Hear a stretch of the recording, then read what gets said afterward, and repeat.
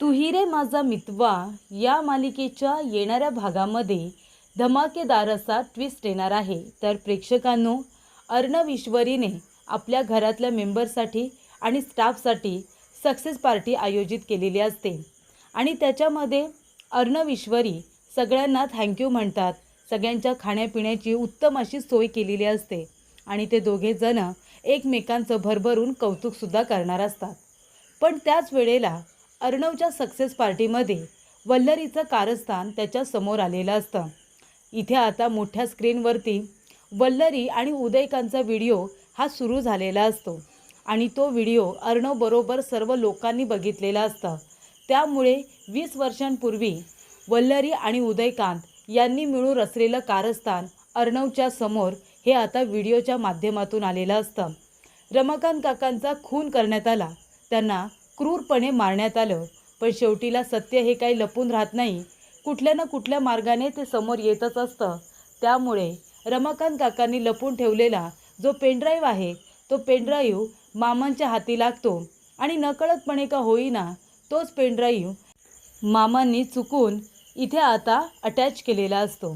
तर प्रोजेक्टरवरती इथे आता अर्णवच्या सक्सेस पार्टीमध्ये त्याच्याबद्दल तयार केलेला व्हिडिओ न लागता उदयकांत आणि वल्लरीने रमाकांत काका आणि सात्विका यांच्या विरोधात रचलेला कारस्थानाचा व्हिडिओ हा खूपच छान पद्धतीने समोर आलेला असतो आणि त्याच वेळेला अर्णवने कुठल्याही गोष्टीचा विचार न करता इथे आता वल्लरीचं सर्वांसमोर थोबाड फोडलेलं असतं आणि तिला अक्षरशः घरातून त्याने हकलून दिलेलं असतं, पोलिसांच्या ताब्यात दिलेलं असतं। तर प्रेक्षकांनो, येणाऱ्या भागामध्ये कशा पद्धतीने या गोष्टी पुढे घडत जातात आपण सविस्तरपणे बघूया। तर इथे अर्णव ईश्वरी दोघेजण एकमेकांच्या प्रेमात असतातच, दोघेजण एकमेकांच्या वाईट परिस्थितीमध्ये प्रसंगामध्ये एकमेकांच्या पाठीशी खंबीरपणे उभेसुद्धा राहत असतात आणि त्या पद्धतीने इथे आता घरातल्या लोकांनासुद्धा अर्णव ईश्वरीचं असणं खूपच जास्त महत्त्वाचं वाटत असतं, कारण ते दोघेजण घरातल्या लोकांची तसेच ऑफिसमधल्या सर्व मेंबरची अगदी व्यवस्थितरित्या काळजी घेत असतात। अर्णव स्वतःच्या आधी दुसऱ्यांचा विचार करत असतो, त्यामुळे त्याला घरामध्ये आणि ऑफिसमध्ये खूपच जास्त मान असतो। पण इथे नम्रता वल्लरी या दोघीजणी अर्णव ईश्वरीवरती अत्यंत जळत असतात, त्यांच्याच घरामध्ये राहत असतात आणि त्यांनाच इथे कमीपणा देण्याचा प्रयत्न करत असतात। ईश्वरी सगळ्यांची लाडकी आहे कारण ती सगळ्यांचा आदर करते आणि नम्रता स्वतःच्या स्वार्थासाठी सगळ्यांचा अनादर करते, म्हणून तिला जास्त कोणी इज्जत देत नाही। तिने स्वतःच्या हाताने स्वतःची इज्जत ही कमी केलेली असते, पण तरीसुद्धा तिला ईश्वरीबरोबर कॉम्पिटिशनमध्ये राहायचं असतं। सगळ्यांनी फक्त माझा जय जयकार करावा, माझं लाड करावे, मला महत्त्व द्यावं, मला इज्जत द्यावी, यासाठी आता ती धडपड करत असते। मान सन्मान हा मागून मिळत नसतो, तो कमवायचा असतो, ही गोष्ट नम्रता विसरलेलीच असते। त्यामुळे अर्णव ईश्वरी जेव्हा आता डिसिजन घेतात, अर्णव म्हणतो की मला हे एवढं मोठं डील स्वीकारायचं आहे, तेव्हा इथे घरातल्या सर्व लोकांनी त्याला सहकार्य केलेलं असतं। पण जेव्हा गोष्टी गहाण ठेवायची वेळ येते आणि त्याच्यामध्ये त्याने घरसुद्धा आता गहाण ठेवलेलं असतं, तेव्हा मात्र आजी त्याचबरोबर वल्लरी आणि नम्रता या तिघींनी माघार घेतलेली असते आणि अर्णवला सांगितलेलं असतं, काहीही झालं तरी तुझ्या इन्व्हेस्टमेंट तू या सगळ्यामध्ये आता गहाण टाकू शकतोस, पण घरदार याच्यामध्ये घ्यायचं नाही, ऑफिस आणि घर या दोन गोष्टी वेगवेगळ्या ठेवायच्या। तेव्हा अंजली, मामा आणि इथे ईश्वरी, आकाश हे सगळेजण अर्णवच्या बाजूने असतात आणि अर्णवला सपोर्ट करतात। अर्णवच्या हिमतीने त्याने आता 1 मिलियनचं एवढं मोठं कॉन्ट्रॅक्ट पूर्ण केलेलं असतं आणि ते वेळेच्या आधी पाठवूनसुद्धा दिलेलं असतं। त्यासाठी त्याने ऑफिस स्टाफमधल्या सर्व वर्करची आणि त्याचबरोबर आपल्या एम्प्लॉईची मदत घेतलेली असते आणि दिवस रात्र इथे मेहनत करून त्यांनी आपली ऑर्डर ही पूर्ण केलेली असते। तर इथे आपल्या स्टाफलासुद्धा त्याने वर्करलासुद्धा सांगितलेलं असतं की तुम्हाला प्रत्येक पगारी 12% मी वाढ देणार आहे, फक्त तुम्हाला इथे डबल मेहनत करावी लागणार आहे, तुम्ही माझं कुटुंब आहात, तुम्ही माझी मदत करा। आणि तेव्हा संपूर्ण वर्कर हे अर्णव ईश्वरीची आणि आपल्या कंपनीची मदत करायला तयार होतात आणि त्यामुळे त्यांनी 5 दिवसांमध्ये संपूर्ण ऑर्डर पूर्ण करून ही परदेशात पाठवूनसुद्धा दिलेली असते। तर अशा रीतीने इथे आता खूप कमी कालावधीमध्ये संपूर्ण गोष्टी व्यवस्थितरित्या घडून आलेल्या असतात। तेव्हा सगळेजण अर्णवला कॉंग्रॅच्युलेट करतात आणि तेव्हा इथे छोटीशी सक्सेस पार्टी ही घरी आता ठेवण्यात आलेली असते. तेव्हा ईश्वरी काय करते, अर्णवला तिला सरप्राईज द्यायचं असतं. ती म्हणते की अर्णव सरांचं कौतुक तर झालंच पाहिजे, त्यामुळे सगळेजण घरी येणार आहेत. तेव्हा मी एक काम करते, अर्णव सरांसाठी ना काहीतरी सरप्राईज गिफ्ट ऑर्डर करते आणि ती त्याच्यासाठी खूप उत्तम असा आउटफिट ती मागून घेते. आणि इकडे अर्णवने सुद्धा ईश्वरीला आता गिफ्ट द्यायचं ठरवलेलं असतं. तो म्हणतो की सगळेजण माझ्या विरोधात गेले तरीसुद्धा मला काहीच प्रॉब्लेम नाही आहे, पण जर मी सिंदूर माझ्या कधी विरोधात गेली तर ते मला अजिबात आवडणार नाही. पण ईश्वरी तसं कधीच करत नाही. मी सिंदूर माझ्या सुखात आणि दुःखात प्रत्येक वेळी माझ्या पाठीशी खंबीरपणे उभी असते, माझी ताकद बनून. त्यामुळे त्याला ईश्वरीला काहीतरी द्यावं असं वाटतं आणि तो ईश्वरीसाठी खूप छान अशी फॅन्सी डिझायनर साडी ऑर्डर करतो आणि ती साडी तो तिला गिफ्ट देतो आणि इथे ईश्वरी अर्णवला गिफ्ट देते. दोघेसुद्धा एकमेकांना दिलेले आता आउटफिट वेअर करतात आणि त्यानंतर प्रेक्षकांनो इथे आता पार्टीमध्ये सगळेजण आलेले असतात. अर्णव आता छान तयार होऊन खाली आलेला असतो. ईश्वरीला थोडा वेळ लागत असतो कारण ईश्वरी प्रॅक्टिस करत असते की अर्णवला इथे प्रपोज कसं करायचं, त्याला कसं सांगायचं की माझं तुझ्यावरती किती जास्त प्रेम आहे. ती त्याची प्रॅक्टिस करता करता खाली गेस्ट आलेले असतात आणि आता त्या पार्टीचा होस्ट हा अर्णव असल्यामुळे त्याला लवकर खाली यावं लागतं आणि ईश्वरी तयार होऊन आता येणारच असते. आणि तेवढ्यात प्रेक्षकांनो इथे आता अर्णव खूप छान अशी स्पीच देतो. त्याच्यामध्ये तो आपल्या घरातल्या लोकांचं, आपल्या इथे ऑफिस स्टाफचं, आपले बोर्ड ऑफ डिरेक्टर आणि त्याचबरोबर आपले वर्कर्स ज्यांनी खूप मेहनत घेतलेली असते रात्रंदिवस, आपल्या वर्कर्सचं तो भरभरून कौतुक करत असतो. आणि तुम्ही आता म्हणता की हा निर्णय मी घेतला, मी एवढी मोठी जबाबदारी कशी काय एकट्याने घेतली. तेव्हा अर्णव म्हणतो की त्याच्यामध्ये साथ दिली मला माझ्या बायकोने, म्हणजे ईश्वरी अर्णव राजेश शिर्के हिने मला खंबीरपणे साथ दिली.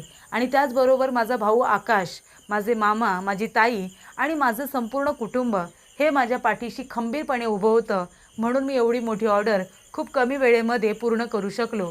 आणि त्याचबरोबर मला हा निर्णय घेण्याची ताकद मिळाली. पण हे सगळं मी माझ्या वर्कर्समुळे करू शकलो. ती माझी दुसरी फॅमिलीच आहे जी मला प्रत्येक संकटात मदत करत असते. मी जेव्हा सांगतो की आपल्याला ही ऑर्डर एवढ्या वेळेमध्ये पूर्ण करायची आहे, तेव्हा ते लोक स्वतःची कंपनी समजून दिवस रात्र मेहनत करायला तयार असतात आणि ऑर्डर पूर्ण करतात. त्यामुळे त्यांच्याशिवाय हे शक्यच झालं नसतं असं आता अर्णव सांगतो. आणि त्यानंतर इथे अर्णवसाठी सरप्राईज असतं. सगळेजण त्याचं खूप जास्त कौतुक करतात आणि त्याचबरोबर इथे आता सात्विक फॅशनचं नाव हे 7 समुद्र पार गेलेलं आहे. त्यामुळे सगळेजण अर्णवचं कौतुक करत असतात आणि अर्णवने सुद्धा इथे सगळ्यांसाठी गिफ्ट मागवलेले असतात आणि प्रत्येकाला छान आता जेवणाची इथे सोय केलेली असते. सगळ्यांना तिथे वेळ घालवायला सांगितलेला असतो. तेव्हा अर्णवसाठी मामा, अंजली, आकाश सगळ्यांनी मिळून एक सरप्राईज तयार केलेलं असतं. त्याच्यामध्ये अर्णवचा एक व्हिडिओ तयार करण्यात आलेला असतो. तर प्रेक्षकांनो मामाने एक पेनड्राईव्ह तयार करून आणलेलं असतं.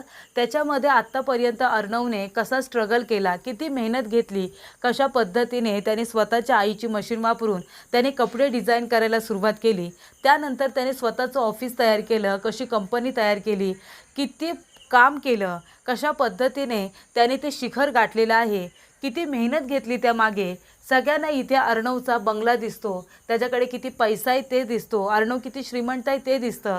पण त्याच्या मागे त्याने किती मेहनत घेतली आहे, त्याने किती कष्ट केलेत हे कुणालाही दिसत नाही. आणि त्यामुळेच अर्णवने आत्तापर्यंत केलेली मेहनत, त्याचे कष्ट इथे आता मामांनी आहे ना एका व्हिडिओच्या माध्यमातून एक MV तयार केलेला असतो. MVमध्ये इथे आता अर्णवचा पूर्ण प्रवास मामांनी आता तयार केलेला असतो आणि त्यामुळे ते पेनड्राईव्ह त्यांनी तयार करून आणलेलं असतं आणि ते आपल्या कपाटाच्या ड्रॉवरमध्ये ठेवलेलं असतं.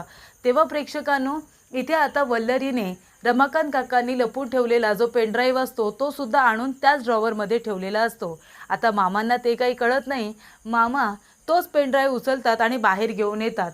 प्रोजेक्टरवरती, बिग स्क्रीनवरती इथे आता अर्णवचा तो MV सुरू होणार असतो. पण प्रेक्षकांनो इथे आता रमाकांत काकांची इच्छाच असते की वल्लरीचं कारस्थान हे सगळ्यांच्या समोर यावं. त्यामुळे नियतीने सुद्धा सगळ्या गोष्टी उत्तम पद्धतीने एकत्र घडून आणलेल्या असतात. म्हणजे बघा ना, वल्लरीचं कारस्थान सगळ्यांपर्यंत पोचतं. मीडियावाले आलेले असतात, त्याचबरोबर ऑफिस स्टाफ आलेला असतो, वर्कर्स आलेले असतात आणि महत्त्वाची गोष्ट म्हणजे त्या ठिकाणी संपूर्ण कुटुंब असतं आणि त्याच्यामध्ये आता मामा छानपैकी अर्णवला म्हणतात की अर्णव तुझ्यासाठी सरप्राईज आहे, आता बघा सगळ्यांनी. तेव्हा सगळेजण बघण्यासाठी एक्सायटेड असतात. आता ते पेनड्राईव्ह लावल्यानंतर इथे आता मामा बरोबर तोच आता व्हिडिओ सुरू करतात ज्याच्यामध्ये रमाकांत काकांचं आता कन्फेशन असतं. तर त्याच्यामध्ये रमाकांत काका सगळ्यांना सांगतात की चिंटू, हे मी जे काही बोलतोय ते मी तुझ्यासाठी बोलत आहे आणि त्या सर्व लोकांसाठी बोलत आहे ज्यांनी एकेकाळी माझ्यावरती संशय घेतला होता. आणि ते म्हणतात की मी जी चूक केलीच नव्हती ना त्याची शिक्षा मी तब्बल 20 वर्ष भोगली. माझी सात्विका, जिच्यावरती माझं जीवापाड प्रेम होतं, ती माझी बायको मला सोडून गेली कारण एक गैरसमज आमच्यामध्ये झाला होता आणि तो आमच्या चुकीमुळे झाला नव्हता, तर तो गैरसमज आमच्यामध्ये घडून आणला होता. ती गोष्ट इतकी तिने मनाला लावून घेतली की तिने स्वतःला संपवलं. पण तिच्या मृत्यूच्या मागे ती 2 व्यक्ती होती ते मला आत्ता कळलं. आणि त्या 2 व्यक्ती आहेत ते म्हणजे माझा सख्खा भाऊ उदयकांत आणि त्याचबरोबर इथे वल्लरी पाटील. या दोघांनी मिळून 20 वर्षांपूर्वी सात्विकाने तिच्या दिलेल्या थोबाडीत तिच्या मनाला इतक्या वेदना देऊन गेल्या की तिने माझा आणि सात्विकाचा संसार उद्ध्वस्त करण्याचा प्रयत्न केला. त्या वल्लरीने त्याचा वचपा असा काढला की माझ्या आणि माझ्या बायकोमध्ये गैरसमज निर्माण केले आणि त्याच्यामध्ये तिने सुप्रियाला बळीचा बकरा बनवलं. तिची काही चूक नसताना त्या मुलीचं आयुष्य उद्ध्वस्त केलं आणि त्यामुळे एवढं सगळं करूनसुद्धा ते 2 गुन्हेगार नामानिराळेच आहेत. तेव्हा चिंटू, हे तुला सांगणं गरजेचं आहे की ती बाई दुसरी तिसरी कुणी नसून वल्लरी पाटील आहे आणि तो माणूस उदयकांत आहे. याने माझं आणि माझ्या सात्विकाचं आयुष्य उद्ध्वस्त केलं, माझा संसार उद्ध्वस्त केला, माझा बिझनेस ठप्प केला या लोकांनी. आणि मला माझ्या मुलांना सोडून काहीही चूक नसताना मला वनवास भोगावा लागला. त्यामुळे या दोघांना सोडू नको, यांना यांच्या कर्मांची शिक्षा दे. हा व्हिडिओ इथेच संपत नाही. दुसरा व्हिडिओ आहे ज्याच्यामध्ये खूप मोठा पुरावा तुला मिळणार आहे. तेव्हा इथे अर्णव जातो आणि दुसरा व्हिडिओ प्ले करतो. तेव्हा त्याच्यामध्ये उदयकांत आणि वल्लरी या दोघांनी आता एकमेकांच्या गुन्ह्याची कबुली स्वतःहूनच दिलेली असते. जेव्हा उदयकांतने वल्लरीकडे 50 लाख रुपये मागितलेले असतात तेव्हा तिने 30 लाख रुपये कॅश आणि 20 लाख रुपयाचे दागिने आपल्या घरातून चोरलेले त्याला नेऊन दिलेले असतात. आणि तेव्हा उदयकांत म्हणतो की 20 वर्षांपूर्वी तू माझ्या भावाचा आणि बहिणीचा संसार उद्ध्वस्त केलास. अगं तो खुनी आहेस, खुनी. सात्विकाने तुझ्यामुळे आत्महत्या केली, ती मुलं रस्त्यावरती आली, हा प्लॅन तुझा होता. पण उदयकांत, तू मला साथ दिलीस, पण आतापर्यंत त्याची किंमत मी तुला देत आले. एवढ्या वर्ष तोंड बंद ठेवण्याचे मी तुला किती पैसे दिलेत माहिती आहे ना. आणि यापुढेही तोंड बंदच ठेवायचं, कुणाला काहीही सांगायचं नाही. तुला तुझे पैसे मिळत राहतील, पण आता बास, हे शेवटचं. आता तू तोंड काळं कर, इथून निघून जा. तेव्हा उदयकांत म्हणतो अजिबात नाही, जोपर्यंत मी जिवंत आहे तोपर्यंत तोंड बंद ठेवण्याचे पैसे तू मला देत राहायचं, कळलं का वल्लरी? नाहीतर अर्णव ईश्वरीला जाऊन सांगेन 20 वर्षांपूर्वी त्यांच्या आईवडिलांचं आयुष्य उद्ध्वस्त करणारी ती कारस्थानी बाई दुसरी तिसरी कुणी नसून तू आहेस. आणि ईश्वरीला गुंड पाठवून मारणारी सुद्धा तूच आहेस. अर्णवच्या जीवावरती उठलेली सुद्धा तूच आहेस, हे मी सांगेन. घरामध्ये नागिन राहते, नागिन, मामी नाही, हे सांगायला मला वेळ लागणार नाही. तेव्हा रमाकांत काकांनी वल्लरीचा आणि उदयकांतचा तो व्हिडिओ रेकॉर्ड केलेला असतो ज्याच्यामध्ये सात्विका आणि इथे रमाकांतचा संसार उद्ध्वस्त करण्याचं त्यांनी कसं प्लॅनिंग केलं होतं, सुप्रियाला कसं फसवलं होतं. आणि त्याचबरोबर ईश्वरी जेव्हा पुरावे शोधून काढण्याचा प्रयत्न करत होती तेव्हा गुंड पाठवून तिला मारण्याचा प्रयत्न हा वल्लरीनेच केला होता. या सगळ्या गोष्टी उदयकांत त्या व्हिडिओमध्ये आता बोलतो. आणि त्यानंतर इथे आता एवढ्यावरच गोष्टी थांबत नाही, तर धुमाळला सुद्धा गोळी ही वल्लरीनेच मारली होती ही गोष्टसुद्धा समोर आलेली असते.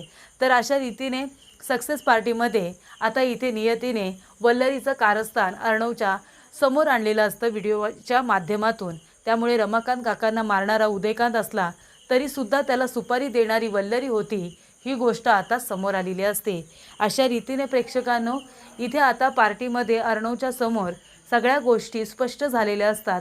आणि त्यानंतर इथे वल्लरी म्हणते हे सगळं खोटं आहे, हे सगळं काय खोटं आहे सगळं. तेव्हा प्रेक्षकांनो, इथे आता आजी येते आणि वल्लरीच्या जोरदार थोबाडीत देते. मीडियामध्ये बातमी पसरते, सगळीकडे चर्चा होते, लोक तिच्यावरती थू थू करत असतात. अर्णवसुद्धा जातो आणि तिच्या आता जोरदार थोबाडी देतो. जेव्हा ती म्हणते, अर्णव मी खरंच काही नाही केले, हे सगळं खोटं आहे, तेव्हा इथे अर्णवने आपल्या मामीवरती हात उगारलेला असतो पहिल्यांदा. कारण ती त्याचं आयुष्य उद्ध्वस्त करणारी ती व्यक्ती असते, जी बाई जिने तिच्या आईचा खून केलेला असतो, त्याच्या वडिलांना मारण्यात आलेलं असतं. हे कारस्थान समोर आल्यानंतर अर्णव लगेचच पोलिसांना फोन करतो आणि वल्लरीला तिच्या गुन्ह्याची शिक्षा देत पोलिसांच्या ताब्यात देतो. आणि ही बाई गुन्हेगार आहे, हिने माझ्या आई वडिलांचा खून केलेला आहे, माझ्या वडिलांना मारले, आणि त्याचबरोबर हा जो पेनड्राईव्ह आहे तो तुम्ही घेऊन जा, याच्यामध्ये माझ्या वडिलांचा कन्फेशन व्हिडिओ आणि त्याचबरोबर यांच्या कारस्थानाचा व्हिडिओ ह्याच्यामध्ये रेकॉर्ड आहे. आणि पुरावासुद्धा अर्णवने पोलिसांना दाखवलेला असतो. आणि अशा रीतीने इथे आता वल्लरीला पोलिसांच्या ताब्यात दिलेलं असतं. उशिरा का होईना, पण वल्लरीला तिच्या गुन्ह्याची शिक्षा ही मिळालेली असते.